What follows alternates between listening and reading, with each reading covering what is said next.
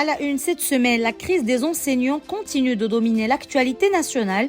Suite à une grève de 4 jours des professeurs, une avancée notable a été enregistrée. Un accord a été conclu entre le gouvernement et les syndicats. En début de semaine, lors d'une réunion cruciale avec le chef du gouvernement Aziz Akhannouch, les 4 syndicats de l'enseignement ont obtenu le gel du nouveau statut des fonctionnaires de l'éducation nationale avec la reprise du dialogue pour sa révision. Mais cet accord ne satisfait pas les coordinations qui ont exprimé leur mécontentement. Ces dernières ont décidé de maintenir les grèves et les manifestations, estimant que l'accord ne répond pas pleinement aux attentes des enseignants. Sur le plan national toujours, le programme d'aide sociale directe entre dans sa phase finale.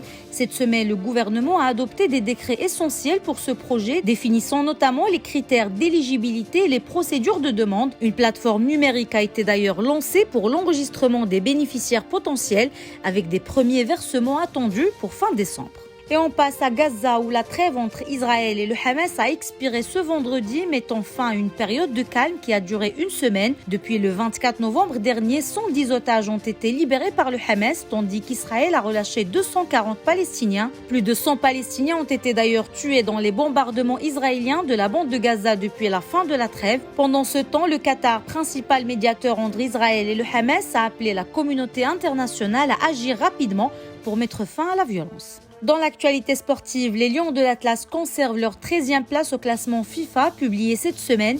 Ziyech et ses coéquipiers se positionnent toujours en tête des équipes africaines juste devant le Sénégal. Ils conservent également la première position à l'échelle arabe devant la Tunisie. Au niveau mondial, le top 3 reste inchangé avec l'Argentine en tête, suivi de la France et de l'Angleterre.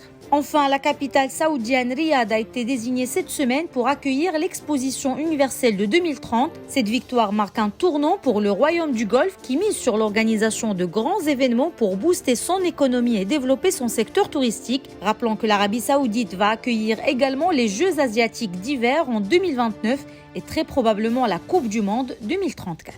Plus d'informations sur lebrief.ma.